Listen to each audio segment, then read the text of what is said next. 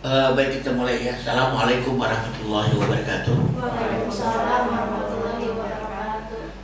Innal hamdalillah nahmadu wa nasta'inuhu wa nastaghfiruh wa na'udzu billahi min syururi anfusina wa min sayyiati a'malina. May yahdihillahu fala mudilla lahu wa may yudlilhu fala hadiya lahu.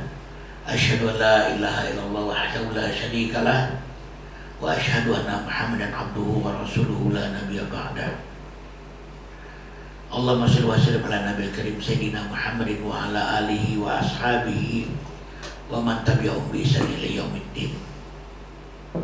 Faqala Allah ta'ala fil Qur'anil Karim, a'udzu billahi minasyaitonir rajim. Bismillahirrahmanirrahim. Alhamdulillahi rabbil alamin, arrahmanir rahim, maliki yaumiddin. Iyyaka na'budu wa iyyaka nasta'in. Ihdinas siratal mustaqim. Siratal ladzina an'amta 'alaihim ghairil maghdubi 'alaihim waladdallin. Amin.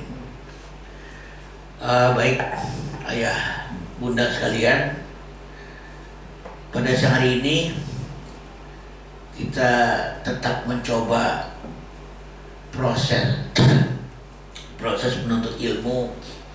Kita tetap harus jalankan tanpa terganggu oleh fenomena-fenomena kesulitan musibah yang ada di sekitar kita. Apalagi dengan adanya bantuan-bantuan teknologi semacam ini, sehingga kegiatan-kegiatan pembelajaran masih tetap bisa kita lakukan dari jarak jauh, pembelajaran dari rumah, ya, dengan berbagai peluang-peluang dan tantangan-tantangannya. Pada hari ini saya ingin mengajak para ayah bunda sekalian untuk mencoba memantapkan ketauhidan kita ketika kita berhadapan dengan musibah, ketika kita berhadapan dengan bencana, dengan wabah dan sebagainya. Karena seringkali manusia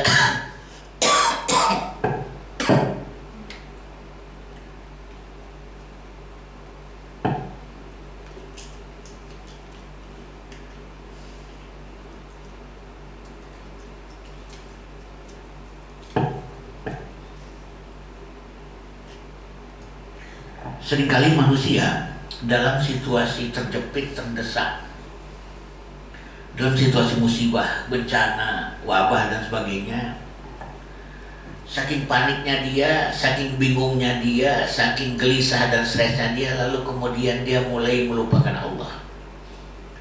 Dia lalu kemudian lebih banyak berasyik-asyik dengan ikhtiar-ikhtiar manusia, seakan-akan hanya manusia yang bisa menyelesaikan masalah ini. Seakan-akan hanya teknologi yang mampu menyelesaikan masalah ini. Seakan-akan hanya ilmu pengetahuan saja, tenaga medis, ya, sains yang mampu menyelesaikan masalah-masalah ini. Padahal boleh jadi Allah menguji manusia dengan sesuatu yang menuntut manusia itu minta tolong kepadanya.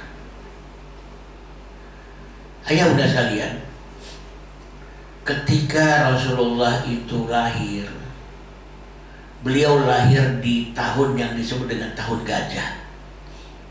Karena ketika itu ada pasukan dari Ethiopia dipimpin oleh Abraha dan mereka datang dengan menggunakan gajah.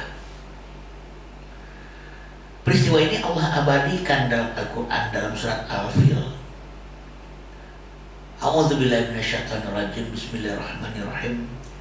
Alam tara kaifa fa'ala rabbuka bi ashabil fil.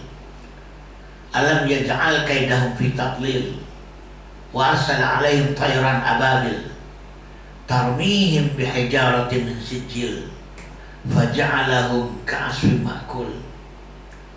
Di situ Allah berfirman, tidakkah kalian perhatikan bagaimana Allah bertindak terhadap pasukan gajah?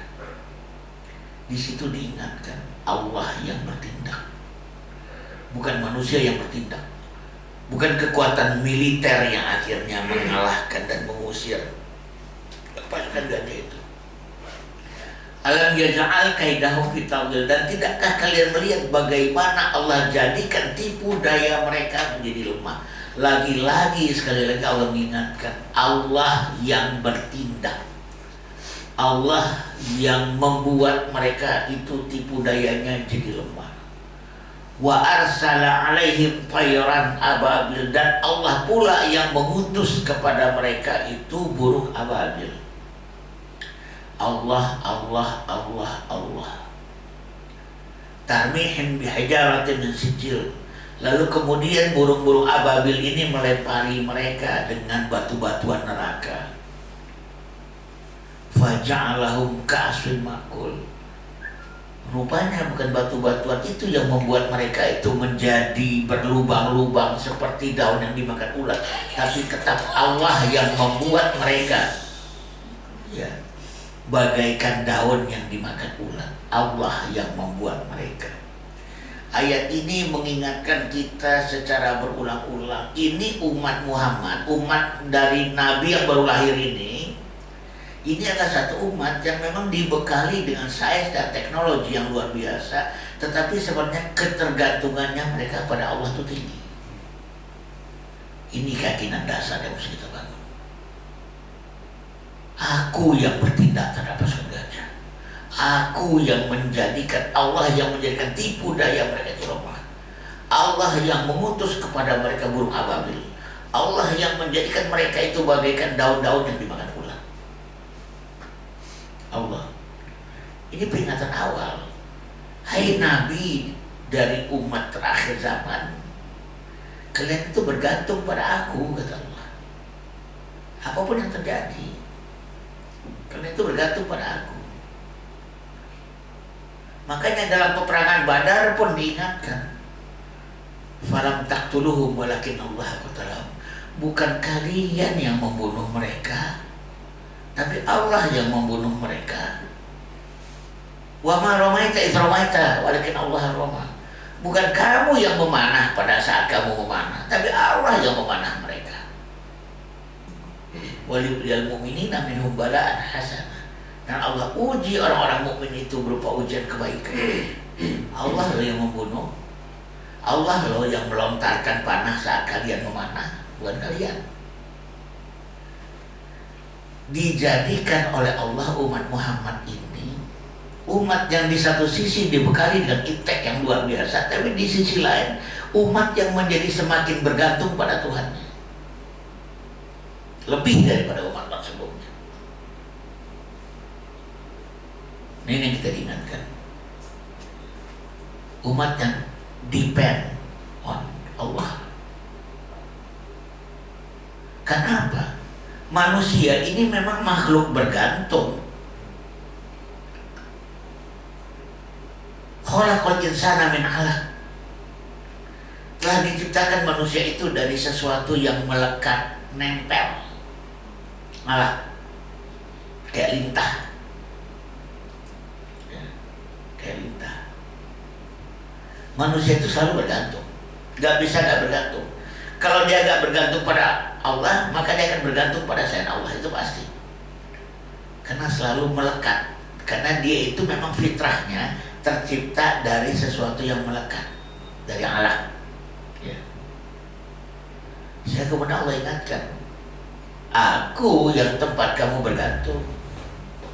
Allahu Samad. Allah tempat manusia bergantung. Begitu dituntutnya manusia bergantung pada Allah, sehingga doa kita pun dalam surat Al-Fatihah adalah Iyyaka na'budu wa iyyaka nasta'in. Hanya kepada Engkau kami mengabdi, dan hanya kepada Engkau kami mohon pertolongan. Hanya Iyyaka. Gak pernah berbunyi ilaika na'budu wa ilaika nasta'in.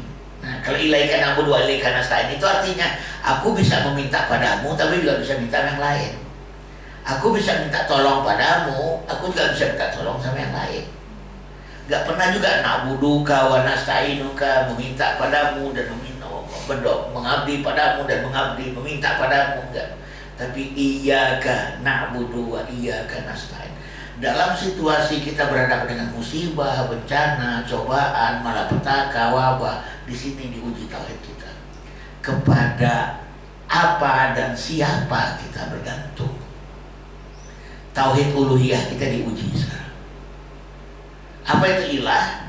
Ilah adalah sesuatu yang penting dan dipentingkan oleh manusia sehingga manusia rela didominasi olehnya, maka itu ilah. Allah bisa jadi ilah kalau kita rela didominasi Allah. Mic ini bisa jadi ilah loh, kalau kita didominasi oleh mic. Uang bisa jadi ilah, kekuasaan bisa jadi ilah, wanita bisa jadi ilah, laki-laki bisa jadi ilah, harta bisa jadi ilah. Ini tauhid uluhiyah. Saat-saat seperti ini, saat-saat penting bagi kita untuk diuji. Bergantung kemana? Minta tolong kemana? Ya. Padahal seorang muslim diajarkan, idza asabathum musibah qalu inna lillahi wa inna ilaihi rajiun. Yaitu orang-orang yang apabila dia ditempa oleh musibah, dia akan berkata, ini semua dari Allah, kita juga dari Allah, dan kita akan kembali kepada Allah. Dan musibah ini juga harus kita kembalikan segera kepada Allah. Dipulangkan dia. Nah, gitu. Sehingga sikap-sikap tauhid dan mendidik anak-anak kita dengan nilai-nilai tauhid semacam ini sangat penting. Karena salah-salah dikit kita bisa terjebak pada kemusyrikan. Belakangan saya mulai merasakan bahwa saat kita berhadapan dengan musibah virus corona ini, di mana Allah? Ada sih Allah disebut-sebut, tapi kayaknya cuma embel-embel doang deh. Ada sih doa disebut-sebut, tapi kayaknya supplementary, cuman menjadi supplementary solusi suplemen aja. Karena ada kesan bahwa doa itu nggak pasti dikabulkan. Kalau tindakan medis itu kan pasti karena berada di dalam kendali kita. Misalnya seperti itu ya. Kita melakukan ikhtiar-ikhtiar luar biasa, ikhtiar medis, ikhtiar sosial, ikhtiar kultural dan sebagainya. Tapi jangan sampai dalam situasi seperti ini kita berdoa kepada Allah lebih ke posisi basa-basi. Kita menyebutkan tawakal, tapi itu sebenarnya basa-basi biar kelihatan masih religius. Ini sangat genting bagi kita untuk membuktikan kepada Allah kita adalah hamba yang bertauhid. Nah, ayah bunda sekalian, mari kita ingat-ingat kembali, kita kenali kembali Tuhan kita, siapa Dia. Setiap kita menghadapi masalah itu, pertama kali yang kita pertimbangkan adalah pertimbangan akidah, baru pertimbangan syariah, baru pertimbangan ilmiah, baru pertimbangan waqi'iyah. Dalam situasi kayak gini, seandainya misalnya jingga ingin membuat keputusan, mempertimbangkan satu, pertimbangan akidahnya, kedua baru pertimbangan syariahnya, ketiga baru pertimbangan ilmiahnya, keempat baru pertimbangan waqi'iyahnya atau kasusnya, atau realitanya atau faktanya. Jangan sampai bahkan fatwa-fatwa keagamaan sekalipun tidak memiliki tauhid consideration atau akidah consideration, pertimbangan akidah, syariah consideration, pertimbangan syariah, baru ya scientific consideration, problem consideration. Di mana letak akidah dan syariah kalau ada begini? Maka mari kita kenali Allah, siapa Dia. Kalau kita kenal Dia, kita akan tahu perannya dalam setiap masalah, bencana, musibah. Satu, Allah itu pengasih penyayang. Allah itu punya banyak sifat. Allah itu punya banyak nama. Ada Asmaul Husna 99. Sebenarnya nama dan sifat Allah jauh lebih banyak daripada itu. Tapi semua sifat dan nama Allah itu terangkum hanya pada dua sifat dan nama yang utama, yaitu Ar-Rahman, Ar-Rahim, seluruhnya. Dan semua yang terjadi dalam hidup ini adalah percikan dari kasih sayangnya. semuanya tanpa kecuali. Sampai dikatakan bahkan rahmatnya pun meliputi murkanya. Ada orang bilang, Tuhan itu kejam ya, Allah itu kejam ya. Itu dia kalau cerita azabnya ngeri banget tuh, kejam dia. Tapi kalau kita sadar akan kasih sayang Allah, kita akan mengatakan nggak kejam. Justru itu bagian dari kasih sayangnya. Karena dia takut hambanya terazab, dia takut hambanya terhukum, makanya dia peringati, dia ancam. Tahu nggak Tuhan yang kejam? Yang kejam itu nggak pernah ngancam. Salah tinggal cemplungin, salah masuk neraka, salah tinggal diazab, tuh kejam tuh. Nggak ngancam. Ngapain ngancam? Cemplungin aja udah. Karena kasih sayangnya makanya dia mengancam. Dia nggak ingin hambanya masuk, dia nggak ingin hambanya kecemplung. Ngancamnya serem, biar benar-benar takut kita. Dia nggak ingin hambanya kecemplung. Kalau dia kejam nggak usah diancam-ancam. Ngapain diancam?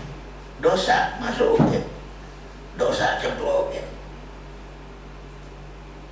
Pemahaman tentang sifat Allah yang Ar-Rahman Ar-Rahim ini yang menjadi landasan paradigma kita, perspektif kita, visi kita melihat, termasuk melihat musibah, bahwa ini adalah bagian dari kasih sayangnya. Saya juga merasakan bagian dari kasih sayang Allah. Kenapa? Saya hidup sehari-hari keliling, pulang ke rumah di Jogja juga susah banget. Ya ini mungkin kesempatannya untuk pulang, beristirahat, tinggal di rumah. Selama ini saya banyak yang minta, Ustadz nulis buku kayak Ustadz, bikin buku kayak Ustadz. Kepengen, bukannya saya gak kepengen. Cuma punya waktu, hidup keliling-keliling. Saya berangkat dari rumah di Jogja tanggal 5 Maret ya, dan sampai sekarang saya belum pulang.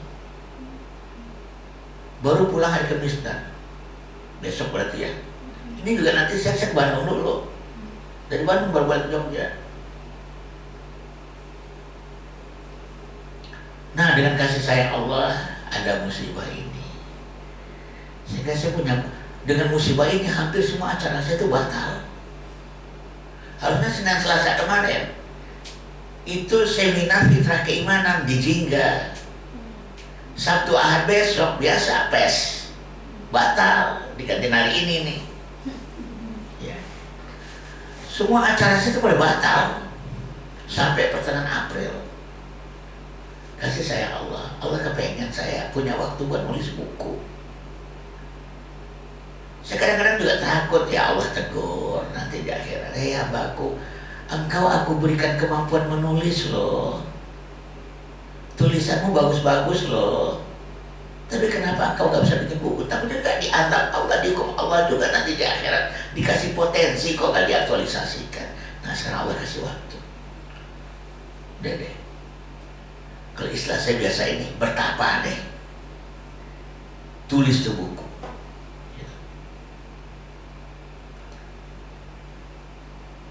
Jadi pahami setiap peristiwa, termasuk musibah, bencana, wabah, dalam perspektif kasih sayang Allah.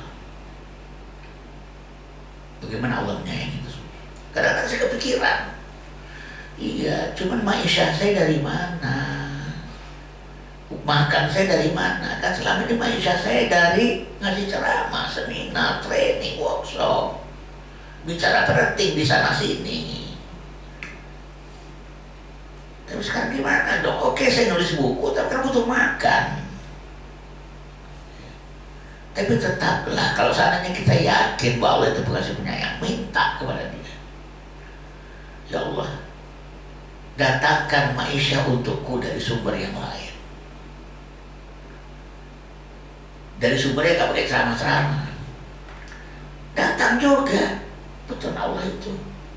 Oh ternyata saya tetap bisa toh ngasih ceramah, seminar. Tapi seperti sekarang ini, ya, distance learning, gitu ya. jarak jauh bisa. Ternyata ada lagi tawaran-tawaran yang lain. Ya. Tolong dong, bikinkan, desainkan kurikulum ini itu. Nah itu kan bisa saya lakukan di rumah atau bertapa. Saya biasanya sih bertapa ya di hotel tertentu misalnya gitu ya. Landasan makrifatullah kita yang kedua itu adalah Allah itu maha hidup, berdiri dan mengurusi hamba-hambanya. Allahu la ilaha illa huwal hayyul qayyum la ta'khudhuhu sinatu wa la naum lahu ma fis samawati wa ma fil ardh man dzal ladzi yashfa'u indahu illa bi idzni ya'lamu ma baina aydihim wa ma khalfahum wa la yuhituna bi syai'in min ilmi illa bima syaa wasi'a kursiyyuhu as-samawati wal ardh wa la ya'uduhu hifdhuhuma wa huwal 'aliyyul 'azim. Surat ayat kursi Al-Baqarah 255. Allah pahami dia. Inilah pentingnya tauhid. Sebelum mengajarkan apapun pada anak-anak kita, ajarkan dia tauhid, karena visi Islam ada di sini.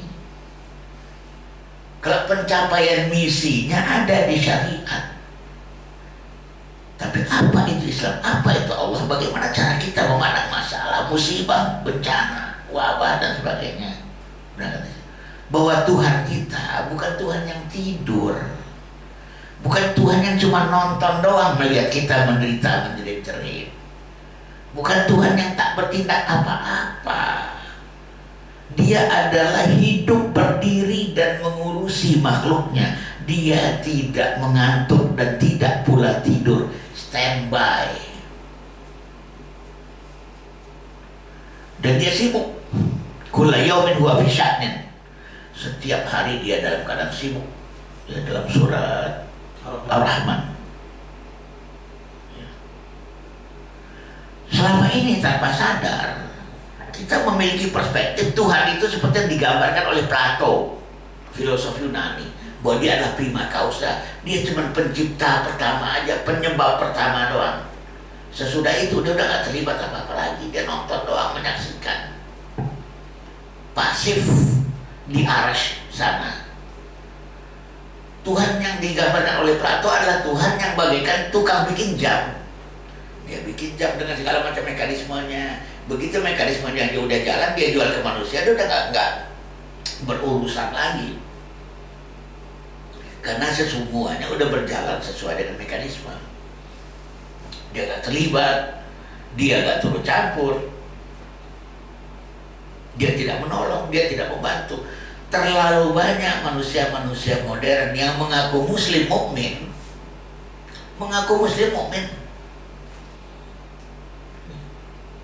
tetapi sebenarnya di bawah sadarnya kesadaran bahwa Tuhan itu hidup, sibuk, mengurusi, gak cuma nonton kok. Dia terlibat dan menolong kok. Andai dia gak terlibat dan menolong, habis sudah kita.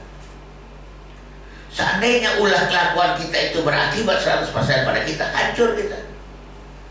Tapi Allah mengatakan agar Allah merasakan sebagian dari akibat ulah perbuatan manusia, agar manusia tersadar sebagian. Coba kalau nggak Allah intervensi, habis kita gara-gara kelakuan kita. Makanya digambarkan dalam surat 30 ayat ke-41 itu, telah nyata kerusakan di darat dan di laut oleh perbuatan manusia, agar Allah merasakan kepada manusia sebagian dari ulah perbuatannya, agar mereka tersadar.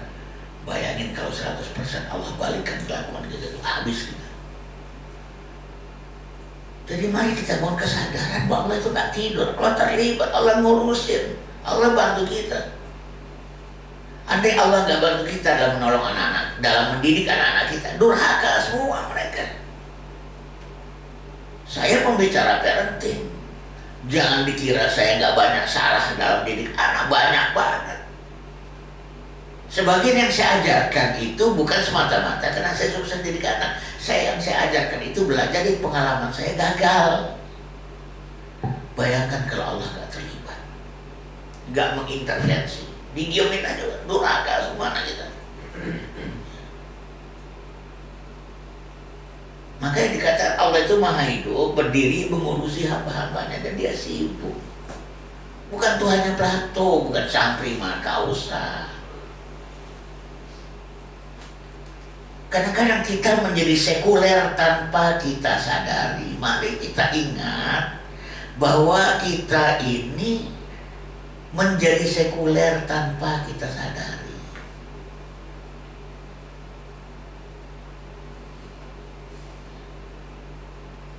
Ma'rifatullah yang ketiga yang perlu kita ingat adalah bahwa Allah itu tempat bergantung dan tempat meminta pertolongan. Allahu Samad. Allah tempat manusia bergantung. Tadi sudah katakan manusia ini tercipta dari sesuatu yang melekat. Dia attach dengan sesuatu. Kalau nggak attach dengan Allah, dia akan attach kepada selain Allah. Dan kita menetapkan Allahu Samad, dia tempat manusia bergantung. Iyyaka na'budu wa iyyaka nasta'in, kepada Engkau kami mengabdi dan hanya kepada Engkau kami mohon pertolongan. Dalam satu kisah yang menarik, pernah satu ketika Abu Bakar As-Siddiq radhiyallahu anhu naik kuda. Lagi naik kuda, pecutnya terlepas. Lalu kemudian dia turun dari kuda. Dia ambil pecut itu. Padahal dia punya ajudan. Dia waktu itu udah jadi khalifah. Ditanya oleh Umar, ya Khalifatul Rasul, kenapa engkau nggak minta sama ajudan aja buat ngambilin pecut? Ya Umar, karena aku telah berjanji, aku nggak akan minta tolong pada manusia, aku akan minta tolong hanya pada Allah. Makanya itu aku ambil sendiri, katanya. Surah As-Siddiq. Allah tempat bergantung, Allah tempat minta pertolongan. Sehingga alhasil, ketika kita sedang berhadapan dengan musibah, bencana, kesulitan, wabah, yang kepikiran pertama kali yang menjadi top mind awareness kita saat itu adalah minta tolong Allah atau minta tolong pada selain Allah. Saya pernah ngalamin ya di Batu, bukan di Batu, antara Malang dengan Batu ya, Sengkaling, daerah Sengkaling. Saya makan ikan bakar, lalu ada duri yang nyangkut di tenggorokan saya, duri. Dan P3K saya, pertolongan pertama pada kecelakaan itu adalah segera meminta tolong Allah. Ya Allah, ya Allah. Itu wajah saya katanya udah mulai membiru waktu itu ya. Sakitnya setengah mati itu. Duri nyangkut di tenggorokan, makan ikan bakar. Ya Allah, segera tolong saya ya Allah, segera tolong saya ya Allah. Ambulans butuh waktu berapa lama untuk sampai ke tempat saya? Saya kalau seandainya ke puskesmas atau ke rumah sakit butuh berapa lama untuk sampai di situ? Untuk mendapatkan pertolongan medis saya butuh waktu berapa lama? Yang paling baik bagi saya adalah segera minta pada Allah. Makanya saya katakan P3K kita, pertolongan pertama pada kecelakaan kita adalah doa kita.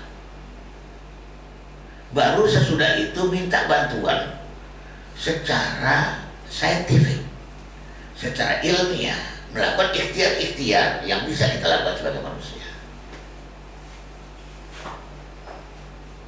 Sehingga ya saya terus berdoa. Karena saya juga entah kenapa waktu itu terbayang ada artis Hollywood, duri ikan nyangkut di tenggorokan dia dan habis 1,4 miliar rupiah buat keluarin. Tiba-tiba kebayang itu loh. Waduh, kalau saya dioperasi gimana ya? Kalau saya harus keluar 1,4 miliar gimana? Ya jangan 1,4 miliar, 400 juta aja gak punya gitu. Sehingga makin kencang saya berdoa kepada Allah, ya Allah gitu ya, jangan sampai keluar 1,4 miliar ya Allah gitu ya. Alhamdulillah tentu lolos sendiri dengan minum air. Lolos. kemudian saya lakukan waktu itu nelfon 911. Boro-boro bisa nelfon, bisa ngomong. Nyangkut begitu, muka udah biru. Udah keringat dingin, sakitnya setengah mati. Nah ini kesadaran kita tentang Allah itu juga, Allah itu maha adil dan tidak mungkin bersifat zalim, karena zalim itu bertentangan dengan keadilan, sehingga Allah tak membebani hambanya melebihi kesanggupannya. La yukallifullahu nafsan illa wus'aha. Allah tak akan membebani satu jiwa kecuali sesuai dengan kesanggupannya, gak pernah lebih. Ngepaslah. Karena sifat Allah itu adil, proporsional. Kalau Allah memberikan beban lebih dari kesanggupan, itu namanya zalim. Allah memiliki sifat mustahil untuk zalim. Makanya atas alasan tauhid, saya seringkali mengatakan dalam acara parenting kepada para ayah bunda, ayah bunda, sebelum Allah memberikan kita amanah berupa anak, pasti Allah menginstall dulu ke dalam diri kita gimana caranya ngedidik anak. Kok bisa gitu, Ustaz? Karena Allah nggak mungkin ngasih amanah kepada yang nggak kompeten. Nggak mungkin. Amanah hanya diberikan kepada yang kompeten. Anak itu amanah diberikan hanya kepada yang kompeten. Berarti Allah tanamkan dulu, Allah install dulu kompetensi, baru dikasih anak. 4 anak itu 4 kompetensi. Di situ hebatnya parenting dari Allah. Tugas ayah bunda yang paling utama adalah menggali kompetensi yang sudah diinstal itu. Baru yang kedua belajar parenting sama tokoh-tokoh boleh. Kenapa acara kita namanya PES? Parenthood Education Series. Bukan parenting ya, Parenthood. Karena dari dulu saya juga udah bilang sama Pak Sahid, Pak Isna, Bu Febi, yang kita lakukan bukan parenting tapi parenthood, menggali nilai-nilai keayah bundaan dari dalam, bukan dari luar. Itu pasti. Mana teori, mana dalilnya? Ini bukan dalil, ini bahkan tauhid. Kalau kita paham sifat Allah, dalam satu kesempatan Rasulullah mengatakan, "Idza wusidal amri ila ghairi ahlihi fantazir sa'ah," kata Rasulullah. Jika diserahkan urusan bukan kepada yang kompeten, bukan pada ahlinya, tunggu aja kehancuran. Jadi Allah juga mustahil memberikan amanah urusan kepada yang nggak kompeten, bukan ahlinya. Jadi pasti diinstal dulu itu ilmu mendidik anak. Nah, cuman kan kita lebih suka untuk cari Google, buku, baca buku parenting, dengerin para pembicara ngomongin parenting. Nggak salah sih, nggak salah. Cuman dahulukan dong menggali yang di dalam. Ya. Dahulukan itu, gali yang di dalam, inside out. Inside out, bukan outside in terus. Itu salah satu kunci kenapa kalau saya ceramah jarang ada tanya jawab. Tanya ke dalam dulu sebelum nanya keluar. Dikit-dikit nanya, dikit-dikit nanya, dikit-dikit nanya. Tanya dulu ke dalam. Kita ini sebenarnya pintar, kita ini sebenarnya jago. Cuma nggak pede. Allah udah ingatkan, fas'alu ahla dzikri in kuntum la ta'lamun. Tanyalah pada ahlinya, jika dan hanya jika kalau kamu nggak tahu. Tanya dulu dong ke dalam, buktikan dulu dong kepada Allah. Ya Allah, aku nggak tahu. Ya Allah, aku udah nanya ke dalam, aku udah menggali ke dalam, aku nggak nemuin jawaban. Ya Allah, maka izinkan aku bertanya pada ahlinya. Kan gitu. Malu bertanya emang sesat di jalan, tapi kalau belum apa-apa nanya itu malu-maluin. Ya. Gengsilah bertanya kepada manusia biar gak ketahuan bego-bego amat. Tapi bertanyalah kepada Allah seperti makhluk yang paling bego di muka bumi. Banyak-banyak bertanya pada Allah. Ya. Ini kita katanya beriman, bertauhid, tapi Allah tuh dianggurin gitu. Ini kita butuh obat, tanya sama Allah, obatnya apa ya Allah? Solusinya apa ya Allah? Vaksinnya mana ya Allah? Sebenarnya kapan sih Allah turunkan obat bagi penyakit? Saat penyakit itu datang, obatnya udah ada. Saat penyakit itu datang, bukan sesudah. Bukan sesudah. Inna ma'al usri yusra. Sesungguhnya bersama kesulitan ada kemudahan. Enggak pernah ada ayat yang berbunyi inna ba'dal usri yusra. Sesungguhnya sesudah kesulitan ada kemudahan. Tapi bersama kesulitan ada kemudahan. Bersama obat, sama penyakit ada obatnya. Saat itu juga, bukan sesudah itu. Innamal usri yusra bisa bermana, justru penyakit itulah obatnya. Karena bersama. Ini tauhid. Ilmu kedokteran kita akan sangat progresif seandainya meyakini tauhid ini. Ketika penyakit ada, langsung cek obatnya pada penyakit itu. Kata Rasulullah, likulli da'in dawaun. Pada setiap penyakit ada obatnya. Yang menarik katanya kok sama gitu, da'in dawaun.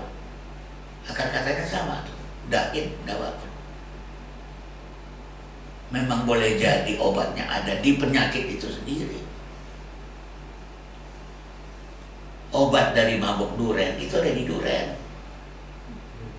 Banyak, kalau makan durian banyak, tolong air minum kita dituang dulu itu ke dalam ruasnya durian tuh.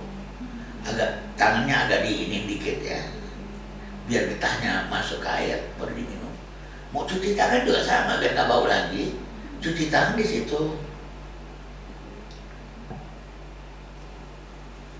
Atau kayak Raden Ajeng Kartini pernah nulis ya kepada temennya di Belanda, sesungguhnya obat itu gak jauh dari penyakitnya.